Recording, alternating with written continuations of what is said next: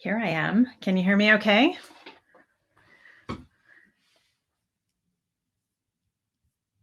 Let me know.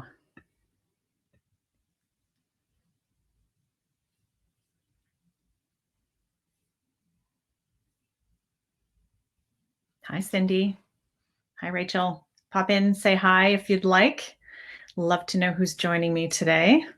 We'll give it a couple minutes. I know I'm starting at 2:45, so I'll give it a minute.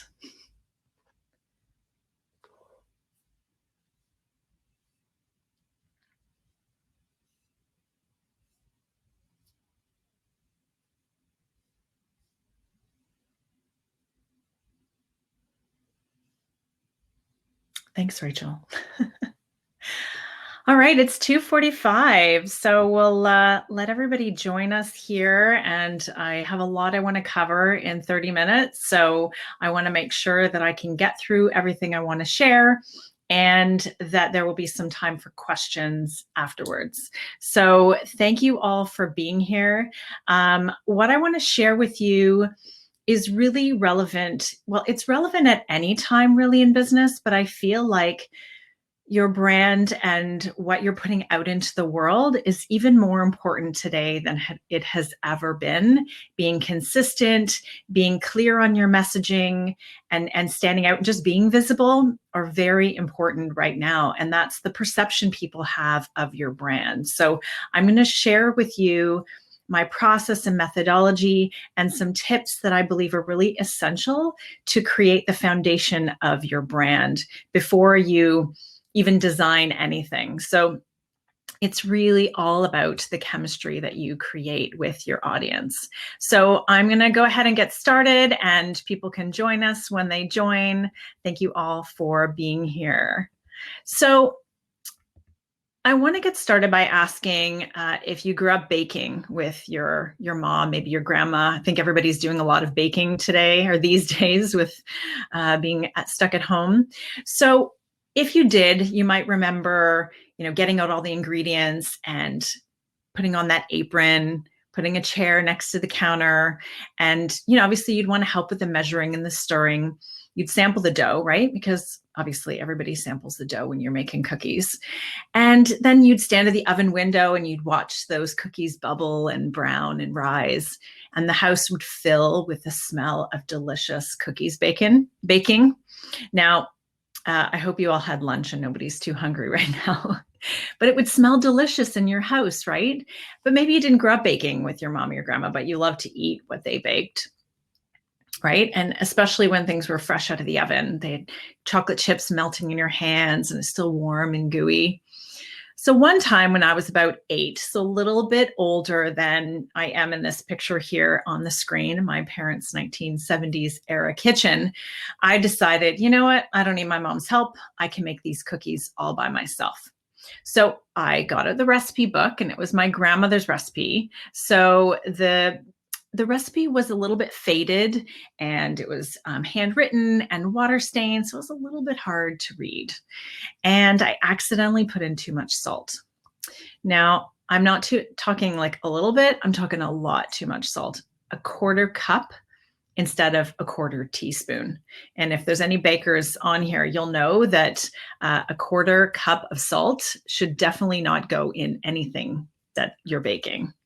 So, and then to top it all off, I made 4 times the recipe because we love these cookies so much. So I'm feeling really proud of myself because I'm making them all by myself. And as I like to do, I sampled the dough. And I can still vividly remember running to the sink and spitting it out. It was so disgusting. And I'm wondering, what have I done wrong? I just ruined this entire batch of cookies. Now, I don't know why I put in too much salt this time. I've made the recipe so many times before, but for whatever reason, this time I made the mistake and I got the recipe wrong. So it's all about chemistry, right? I had the chemistry wrong, and baking really is all about chemistry, if any of you are bakers on the call. So I still love to bake, and you're probably all thinking, I thought we were talking about branding here, but we're talking about baking. Now, I promise that I'm going to explain how this relates. And hopefully, you're going to always think about branding and the ingredients that it takes whenever you're, maybe when you're baking. Anyway, so I loved baking as a kid, and I still do. And thankfully, my 8-year-old son loves to bake with me. And we were watching the Great Canadian Baking Show, and he said, "Mommy, we need to be on that show." And I said, "We do not have the skills." We are nowhere near. We could maybe be on Nailed It, or maybe a step above Nailed It. But, anyway, I love that he has that ambition. So he got a baking book for Christmas, and we decided to bake these delicious looking lemon squares. We got out all the ingredients. He got on his apron and pulled up a stool next to the counter, just like I did as a kid. And we started with the shortbread cookie base, and we did everything right, or so we thought. We put it in the oven, and 20 minutes later, we pulled it out, and it looked like this. It was bubbly and crumbly. It wasn't set at all. It was bizarre and totally wrong. So we double-checked the recipe book. We followed it correctly. We went online, and we actually found some different information. And we found out that the book got the chemistry wrong. Even though we had all the right ingredients, we didn't have the right proportions, and it was a failed experiment. And the same can be said about your brand. You need the right ingredients, and you need them in the right proportions at the right time in order to create brand chemistry. But why is brand chemistry so important? Well, I could ask you to name any brand right now, and one would come to mind for you. One probably just popped into your head. Maybe it's a famous sports brand or a technology brand. Maybe it's your favorite apparel brand. There are literally millions to choose from. So why did that particular one stand out for you?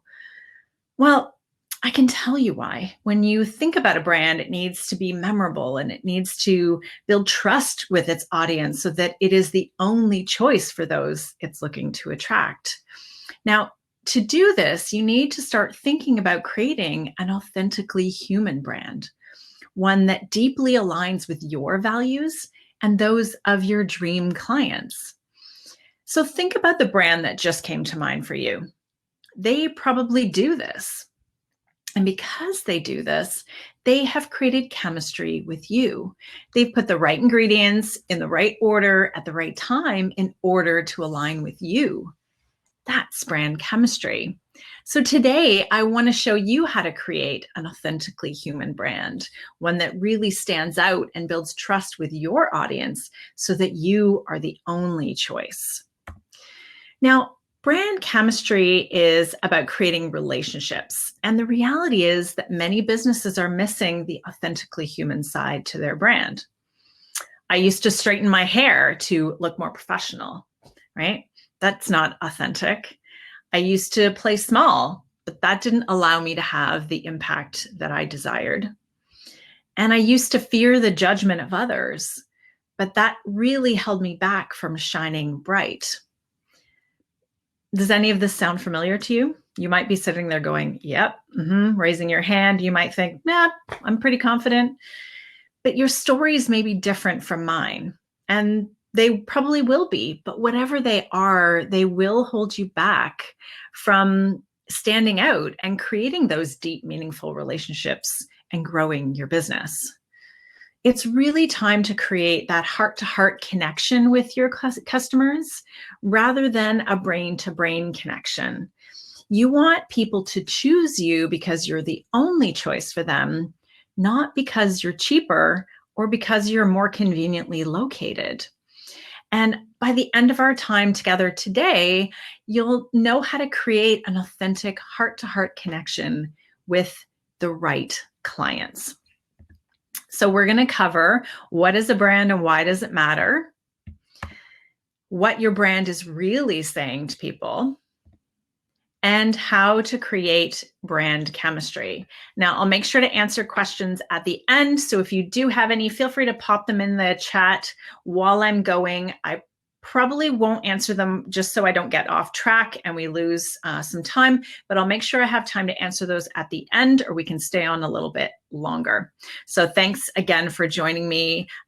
Feel free to just pop into the chat and say hi. I'm so used to being in person with people, and I've been doing a lot of these virtual talks lately.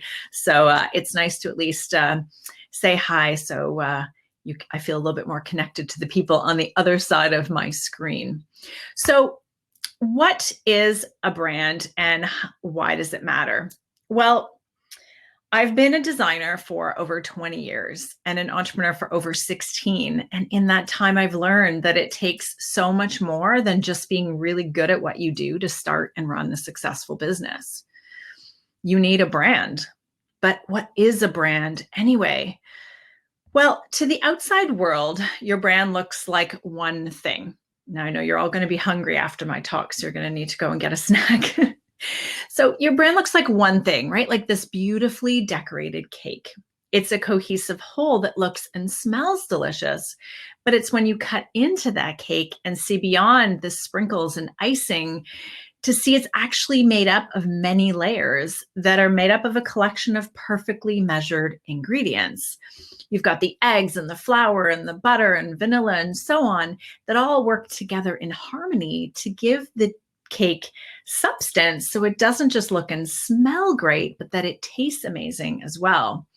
Right? A cake that's made up of sprinkles and icing, right? That's going to lack substance, just like a brand that's all logo and website.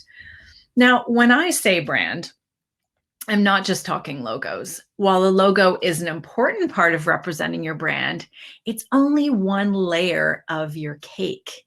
When I say brand, I'm talking about how you make people feel. It's the experience people have when they work with you or buy your product, and the image you project when you put yourself and your business out into the world. Your brand is the promise you make to the world. It's what you stand for and what you believe in. It's why you started this business in the first place. So your brand needs to drive everything you do and how you do it, from how you answer the phone to how you represent yourself in person, when we can get back to being in person with people, in your marketing, on social media, and the quality of the products and services that you offer. But how do you get there? Well, it certainly does not start with a logo. It ultimately starts with the clarity and confidence that you need to authentically represent your brand and connect with the right clients. Ultimately, your brand starts with you, and you need to do the deep work first. So I want to start by asking you 3 questions, because you really have to start peeling back some layers. So we're going to ask 3 questions. What does the external world think of you and your brand within your space? Question 2, what problem does your brand solve in the world? And question 3, who are you and who is your brand? So as I said, these are hard questions to answer. We really have to peel back a lot of layers. So let's go to that first question and look at how we can start to answer that. What does the external world think of you? Well, are you memorable and remarkable? Do you show up consistently? Do you stand out in the crowd? I just realized I matched this slide really well. I'm on brand. So let's take a look at a sample category. I've worked with several naturopathic doctors in clinics. So for fun, I Googled naturopathy and this is what came up. I don't know if there's any naturopaths on this session. I'm picking on your industry just a tiny bit today. So what do you see here? Feel free to put it in the chat. Just say it to yourself. Most people are going to answer green, leaves, maybe some medical stuff, right? These are the conventions driving this industry with very little exception. And this page goes on a long way. You can keep scrolling and scrolling and scrolling, and everything really starts to blur together. And then we dig a bit deeper and we actually see that some of these are stock images that look just like many of the other logos we see here. Now, you could buy any one of these for next to nothing, slap your name on it, Bob's your uncle, you've got yourself a logo. But that's not going to help you stand out, right? So how do you stand out amongst the sea of sameness? Well, for starters, you have to break from convention. just because something's always been done a certain way doesn't mean it's the right way or the best way or that it's the only way to do something. Right? So, this is the beginning of really understanding how to break away from the pack and be in a category of one for the right clients. So, now take a look at this page. What do you see? So, you're most likely going to have your eyes are going to be drawn to the red Phoenix logo. Now, Dr. Lisa Watson is not your typical naturopath. She's bold, dynamic, authentic, inspiring, and I'll be honest, she's a bit of a badass. She hula hoops with fire. She has red hair and red lips, tattoos and piercings, and she needed a brand that reflected that and really represented her. So let's take a look at what it is about Lisa's brand that is memorable and separates her from her competition. For starters, her logo is red. And as you saw in her industry, that is not a typical color. So the color really is important, but it's not the only thing. And the phoenix symbolizes rebirth and regeneration, which is the perfect icon to illustrate her essence, which is from burnt out to fired up. The brand truly embodies Lisa. It deeply and really authentically aligns with her, from the color and the imagery and the hand lettering and her essence. But before we could get to the design of this logo, we needed to get clear on what she wanted from her brand. She had to do that deep work first. And we did this together through my brand camp method. So let's look at it this way. If we want to relate it back to baking, is Lisa a vanilla cupcake or a spicy chocolate cupcake? Right? You'll probably agree with me that she's a spicy chocolate cupcake. This is what she wanted her brand to say. So, what is your brand really saying? Remember that you are in control of what the world thinks of you and your brand. So you need to be deliberate in what you're putting out there. Choosing to look like the rest of the businesses in your industry means that you won't be memorable or remarkable. And more importantly, you won't really be yourself. So you need to think about, who am I? Who is my brand? What makes me memorable and remarkable? These are the first questions to really start asking yourself. So the next step is identifying what problem your brand solves in the world. So I want you to just, you can close your eyes for a minute if you want. I want you to think about, start this business. There were likely thousands of things you could have done, but you chose this. Why? Maybe you saw a need, a problem that wasn't being solved or solved fully by other people. You felt it was something you could do better, or maybe it's just something that you feel so passionate about and you love, and you knew you needed to turn that into your profession. So what makes you different? If you had your eyes closed, you can open them now if you're ready.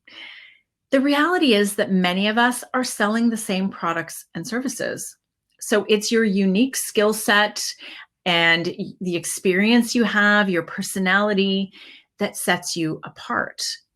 And remember, if you're not selling the plane, you're selling the destination. Now, this analogy might be, nobody's going anywhere on a plane right now, but when you go on a trip, are you buying the plane ticket, or are you buying what you get to do when you get to the other end of that trip, right? You're buying the destination.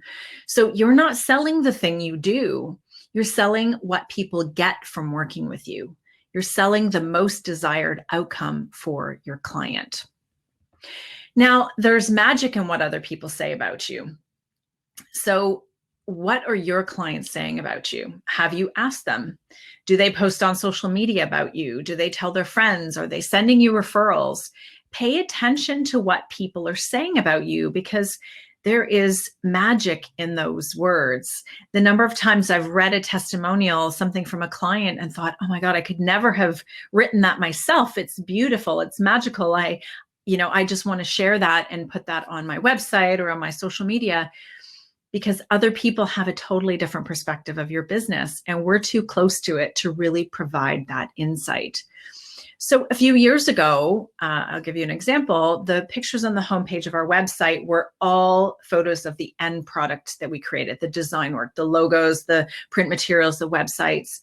Then we started getting testimonials from clients saying that the reason they hired us was really about the experience of working with us, how we made them feel, that it was fun, that they felt supported and listened to. And I realized that while we are amazing at what we do, and we have to be, just like you have to be amazing at what you do, it was the experience of working with us that ultimately won them over.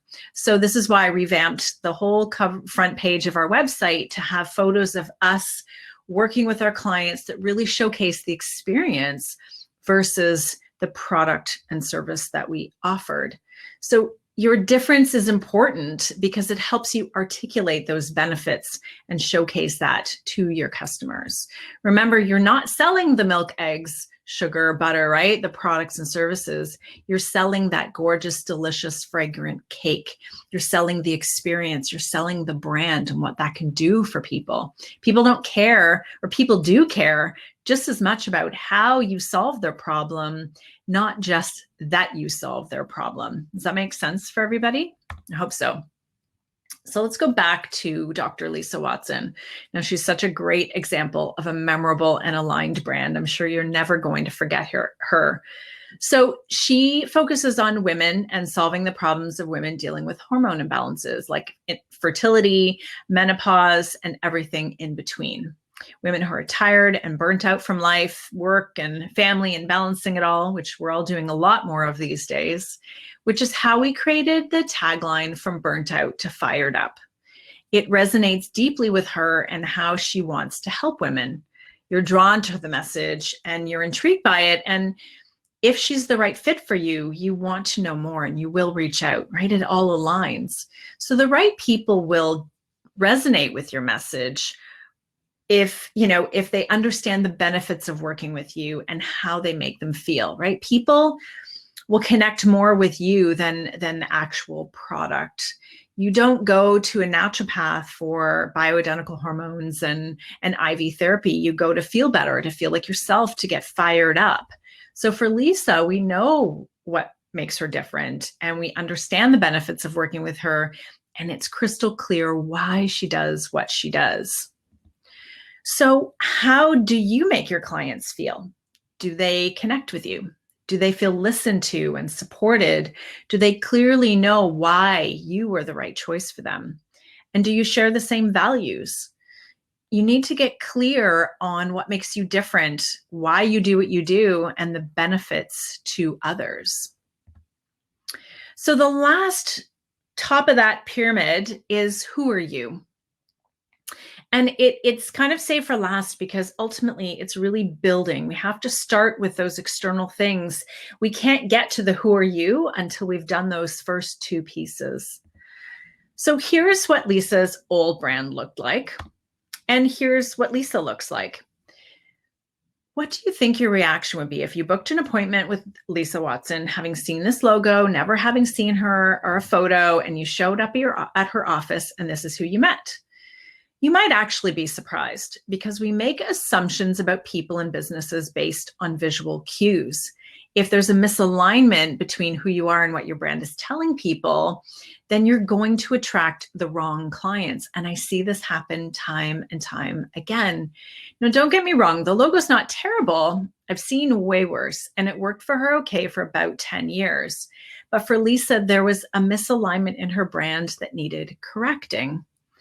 So now look at Lisa and her new logo and photo. Does this feel authentic and aligned to you? Do you know exactly what kind of naturopath you're going to get before you walk in the door?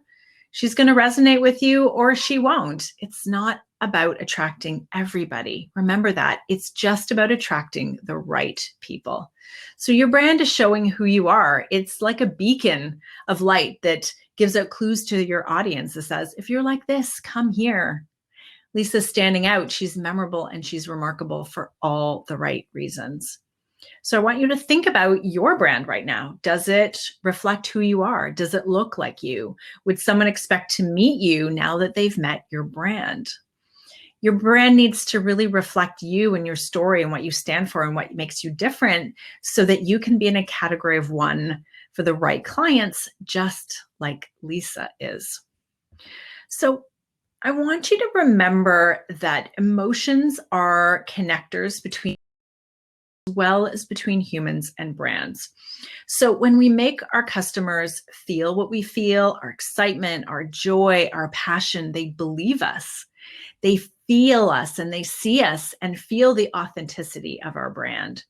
And this is one of the most important pieces that can set us apart from the pack. When you're misaligned with your brand and you're feeling apathy and frustration, confusion, boredom, scarcity, which is happening a lot right now, that's also what your customers are feeling, right? So I want you to ask yourself these questions.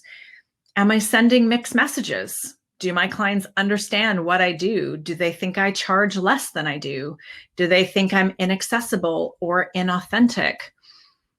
Are you trying to be someone you're not? Are you really a badass, but you're trying to be soft and sweet because that's what you think your industry and your customers expect?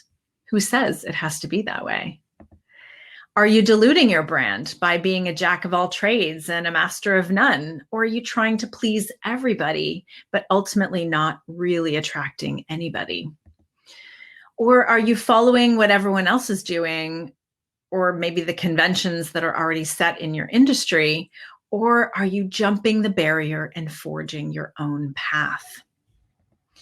So these are the questions that really help us build out your brand. And this pyramid that we've been building up throughout my talk shows the process and all of the elements that these questions help us to answer.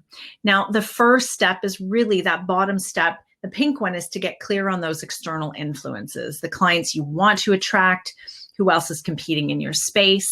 Then comes the deep work, discovering what problems you're solving. And this is really about gaining clarity and confidence about how you're different, why you do what you do, and the benefits people get from working with you.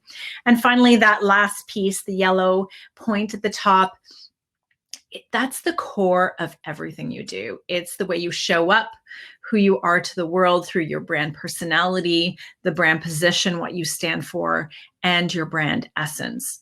Now, most people I find are building their brand like they're putting together a puzzle without the box cover with the picture on it. So I know just like a lot of people are baking right now, there's a lot of people doing puzzles.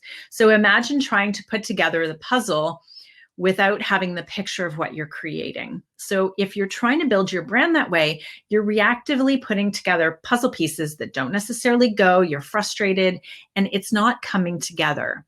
So by creating this foundation based on this model, you're creating that picture so you know what you're building and you know what pieces you need. Now, let's go back to those lemon squares. I'm sure you've been on the edge of your seat waiting for me to tell you what happened. I'm happy to report that our second attempt worked out. We started over with the right proportions this time, and we got the recipe right because the chemistry was right. And successful baking, as I mentioned, is all about the chemistry. It's about having the right ingredients. And the same can be said about your brand. You need the right ingredients in the right proportions at the right time in order to create brand chemistry, because it's all about the chemistry. I want you to think about your brand as uniquely and authentically human. Think about standing out and how to build trust and build deep connections with your customers so that you are the only choice. When you have the right ingredients and when you have all the right proportions and when you do it all at the right time, brand chemistry is there. And when you have brand chemistry, you will have customer loyalty. And customer loyalty is needed now more than ever. So thank you all for joining me today. I know I have a couple of minutes left. What I would love to do for everyone who's joined me, I'm offering a complimentary brand audit. I've got about 10 spots available, I think, left in my calendar for the next couple of weeks. So you can book it there, labcreative.ca/brand audit. You get a 30-minute call with me to review your existing brand online. I can give you tips, things that you can improve. and talk through kind of where you're going and any challenges that you're having with your business. So I encourage you to sign up for that. And I hope to connect with all of you. Please connect with me on social as well. And for those of you, if you're still around and you'd like to win a copy of my book, Brand Chemistry, I'm going to do a draw for 2 copies of my book, probably tomorrow morning. So go and enter here, brandchemistrybook.com/win. Put in your name and email address, and I'm going to be doing a draw. My son wants to help me do a draw for that tomorrow. So sign up, and I will hopefully see you soon. And if there are any questions, I'll stick around. Answer any of those, please feel free and connect with me on social. And you've also got my email address there if anybody's interested. Thank you. Thank you, Lorena and Sadia. I hope I pronounced that right. Cindy, Christina, Daniel, thank you so much. Oh my gosh, amazing feedback. And I'll stick around if you do have any questions. So it's always strange when there's no people interacting, right?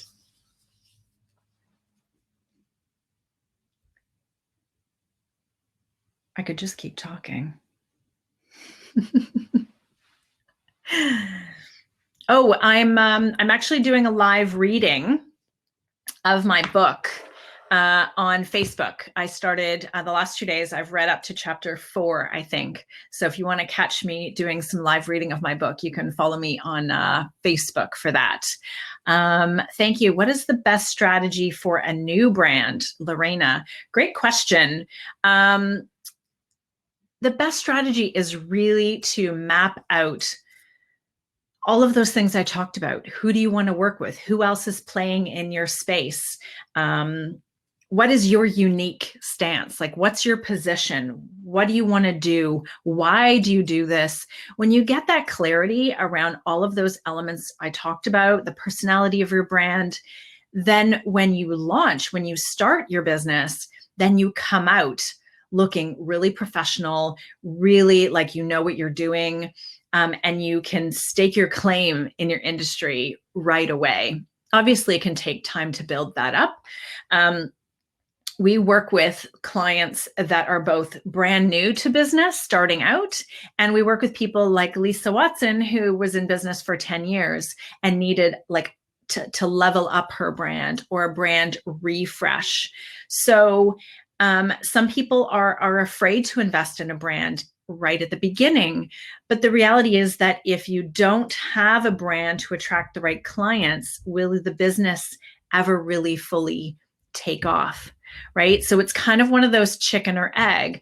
I want to get enough clients to be able to pay for the brand. But if you don't have a strong enough brand, will you get the clients that will pay you what you need to make in order to invest in the brand?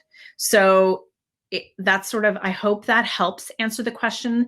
Lorena, if you want to connect with me afterwards and have a more of a conversation, happy to do that with you. So would love to connect. What do you think about asking clients for referrals? Absolutely. I mean, if you have happy clients, I ask my clients all the time, say, hey, listen, in fact, I have a session of my Brand Camp program, virtual Brand Camp, starting next Tuesday. I have a couple of spots left. I've reached out to past clients who've gone through Brand Camp and said, hey, I've got another session starting. Do you have anybody you think would really benefit from this since you've recently gone through this? Ultimately, people who love what you do will happily refer business to you, but they're not always thinking in their head, oh, I should really send business to so-and-so. But when you ask them, when you proactively, and I think people, when they think about asking for help, there's a lot of stigma around feeling like it's desperate. If I ask people for help, they're going to think that I'm not doing well. But the reality is, you have a gift to share with the world. And if you allow people to share that gift and say, listen, this is what I'm doing. I've got space for more clients. Please share, would you share this with your network? Whenever I ask people to share something I've posted or something I'm doing, 9 times out of 10 people will do it lovingly.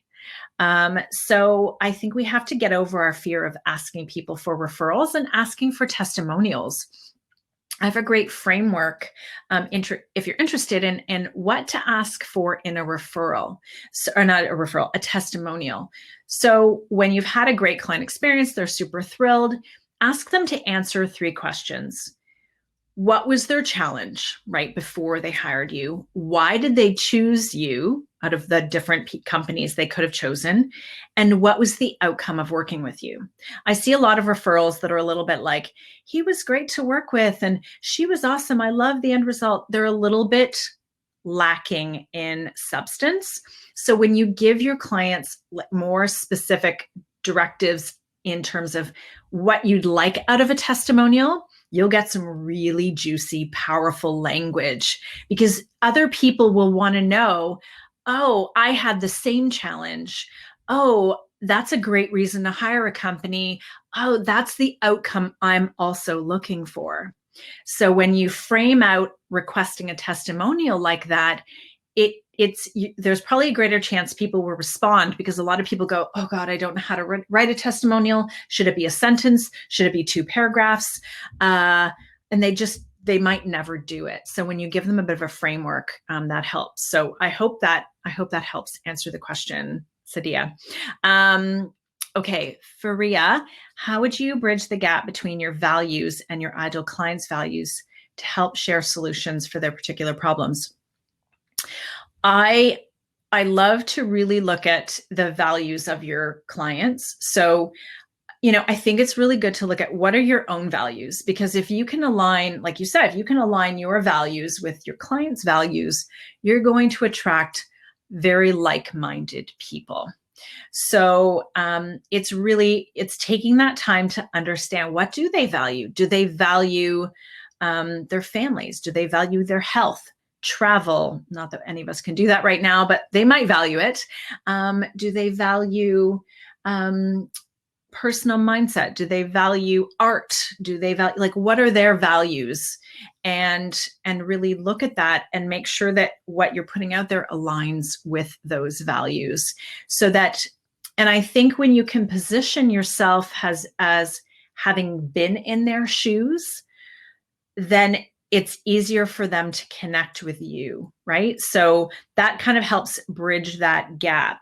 So often in my own messaging, I'll talk about my own entrepreneurial journey and the challenges I've experienced and the things that I've done to get me where I am.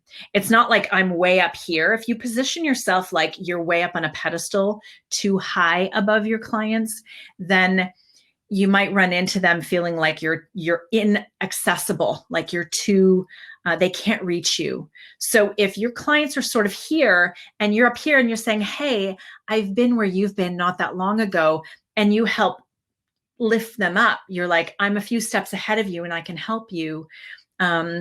That creates a deeper bond with people. So I hope that helps answer that question. We can always, if you wanted to send me an email or book a call for Ria, we can connect further. Sadia, you're interested in brand camp. Amazing. So send me an email, laura@labcreative.ca, and I'll send you the details and send you all the information and make sure it's the right fit for you. Blogging, I have to say, is huge for me. I haven't blogged as much as I would have liked to, just with the current situation. I actually had a bit of writer's block, which I wrote about recently. But whenever I blog, the traffic on my website quadruples typically, because I email it out to my email list. I share it on all my social channels. And I have blog posts that are very topical in certain topics that I get traffic on consistently. So as an example, last year, just before the Raptors won the World Championship, literally like a couple of hours before they won, I wrote a blog post about the evolution of the Raptors brand. That blog post, a year after they won, still gets a ton of traffic because people are searching about the Raptors and the Raptors brand. And so they come across my website. Doesn't mean that's going to necessarily turn into business, but it helps bring traffic to my website. And what I find is that when I share my thought leadership on entrepreneurship and business and my personal journey, that gets a ton of response from people. So I think blogging is a really great way to, but you also need to have a bit of a plan and a strategy. So I build out my content plan around what are the topics I want to blog about. And then I use that content and I split that up into multiple different pieces of content across my social media as well. So amazing. Thank you all for being here. If anybody has any last questions, I'm happy to stick around. I look forward to connecting with all of you. Feel free to connect with me on LinkedIn. LinkedIn and Instagram are probably my two favorites, but I am doing a live book reading on Facebook. So if you want to head on over there and sign up for that, I'll be back on tomorrow at 12:30 for a couple more chapters. And don't forget to sign up to win. I don't know if I can go back on my screen. Virtual brand camp. Okay, so what I'm going to do, let me just copy and paste some URLs. Bear with me a moment. Brand camp. All right. I was doing this as a 2-day in-person event. I had it as an online course. So I've done a bit of a hybrid between the virtual and the in-person. So just up to the amount of time I'm spending with people. So I just posted the link to Brand Camp. And then I'm going to post the link to the book to win if you want to sign up for that. And I will pop that in there as well. Amazing. Thanks, Natalie. Yeah, so there's the link to learn more about Brand Camp. If you want to set up a call to chat about that, absolutely send me an email. There's a place to win a copy of my book. I'll do the draw later today or tomorrow. We'll see how the timing works out, and I'll let the winners know. There was one more link. Oh, I'll put in the brand